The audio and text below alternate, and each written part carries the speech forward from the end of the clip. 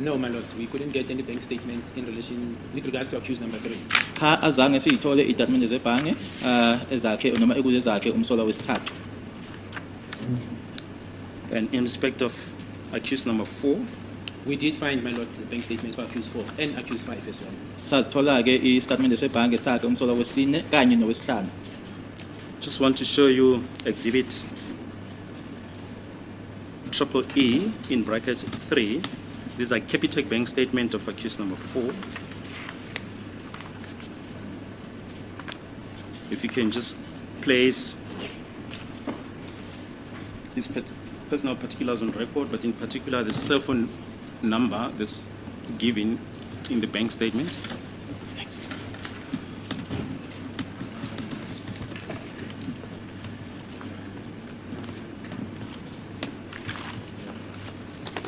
The name, my lord, it's Mapisa Mthokozisi Zipozonke Mapisa. ID number, it's 851004 6202081.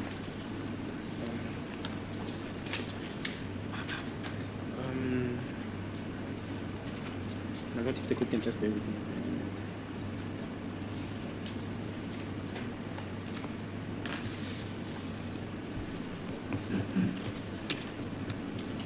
The court can bear with me, my lord. Just the writing here is so small, so I want just to get the sentence.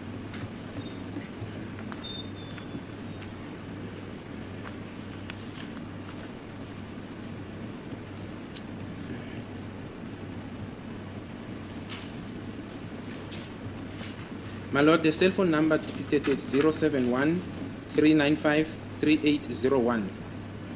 And the address given, let me start from the top, my lord. It says customer generated inquiry, and the date thereof in which this was generated. No, it says customer number, my lord, 2025 42920. Last name Mapisa. ID or passport number 851004 462028081. And the address is 7029 Close Street, Maryfield, extension 8, Mayfield, Davidton. Gininda needs to stop pretending to not be able to read, to buy himself time to peruse through the papers so that he can get time to, cook the story in his mind. Because tell me why suddenly you can't read. Tell me why these papers are not new to you, because you are the lead investigating officer. And when the Section 205s were done and brought back, they absolutely came back to you. So you have seen this before, but he always needs a few moments. If you notice, and don't say I didn't tell you, notice moving forward, anytime he gets a new document, he always suddenly can't read. He can't read. He's struggling with the numbers. Why is he the only witness? Only translator standing right next to him has no trouble reading. Everybody else can read. This is the South African Police Services that we have. This is the representation. Let me know your thoughts on that. But did you hear Baloyi let out a sigh of frustration? I imagine their conversations, Baloyi and Gininda, go like this. Baloyi, you need to stop with that. Okay, you just need to read what I ask you to do.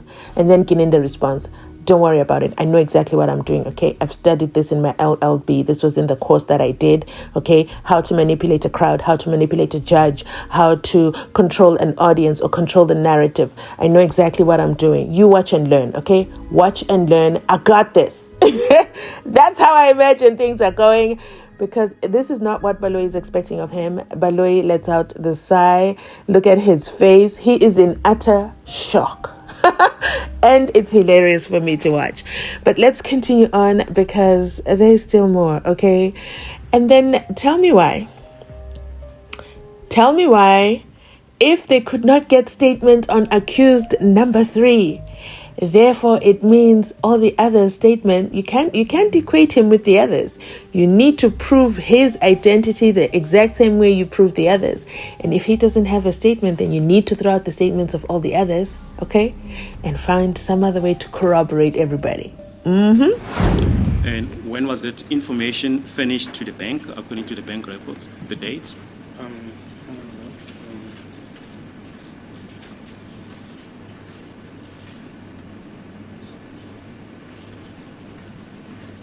So according to the date, my lord, where it says last change, it says 3/1 of 8 2015. Yes, my lord, that is the date that I could see. Is that the only date that appears there? At the end of the document, any other date? If I can just check, my lord, for the moment.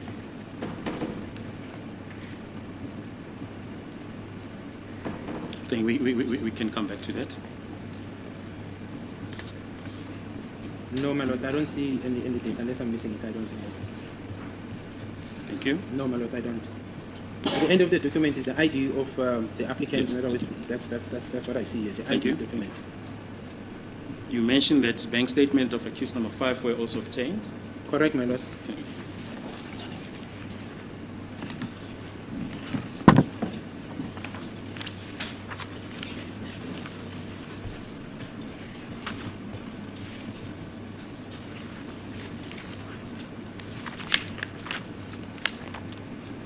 I just want to show you exhibit triple E in brackets 6.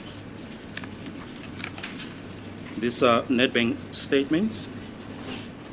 If you can just put the personal particulars as appear on page 14 of exhibit triple E 6, or perhaps just start on page 1, then proceed to pages 14 and 15.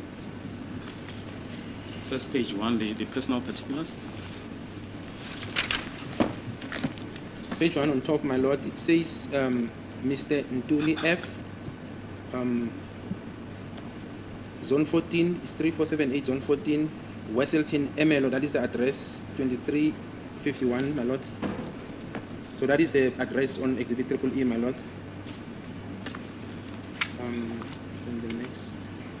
Then it says statement date 24 April 2015, monthly, Yes. from 7 November 2014 to 24 April 2015. So, 7 November. November 2014 to 24 April 2015. Okay. I'm not sure if I should read the account number into record, my lord. Sorry, The account number. no, it's not necessary. You can proceed to page 14 and 15, where a cell phone number appears.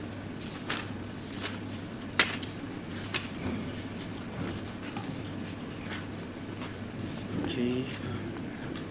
Okay, let me use this one. I want to make a mistake. So in page 14, my lord, the phone number that appears, it's +27 73 305 9202. The other number that is here, my lord, it's a work number, it's a landline. So the cell phone, it's this particular one, my lord. Yes, and on the last page, page 15, the date on which the information was furnished to the bank. Yes, my lord, but before I move there, what is of important as well is the residential address is also stated as Wesselton, MLO, both as the postal and residential address, my lord. Yeah. Now, page 15, my lord, unless I put the wrong, page 15 is only date. It's only dated. I don't see anything. Yes, what is the date there? Oh. The date, my lord, it's 07/10/2011. There's a date and place, my lord, where the document was signed. It says FR Mall and there's a signature.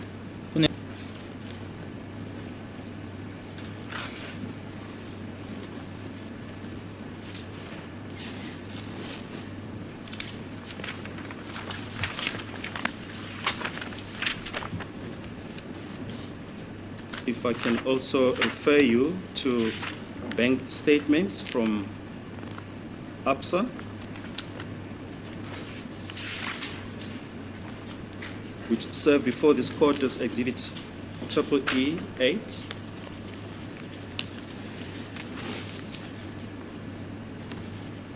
You can just place the personal particulars there on record, the address and the cell phone number.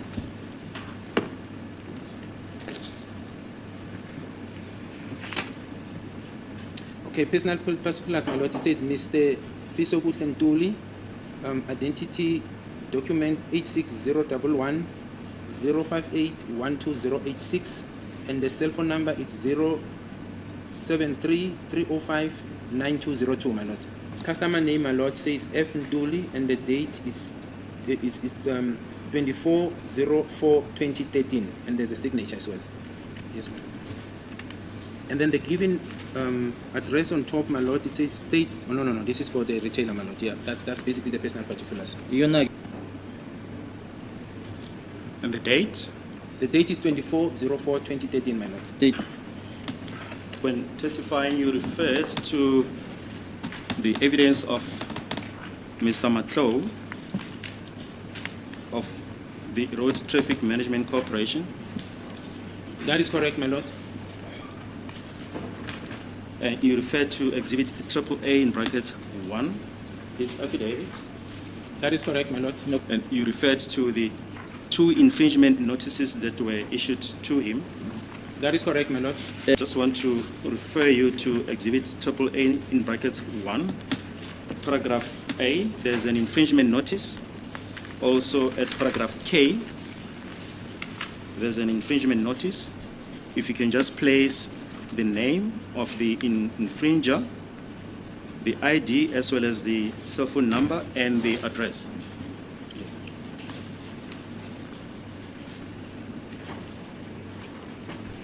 Okay. Okay, the cell phone number, my lord, it's 0733059202. The address, looks like it's 87 Dube Street, Waiteville, Benoni, my lord. And then the infringer, it's Ntuli, F. I'm just sitting here asking myself, there should be a charge, okay, for wasting the court's time, because this portion for me is absolute waste of time, just flipping through of pages and reading into the record phone numbers and bank statement information, and none of that information is for the 26th of October 2014.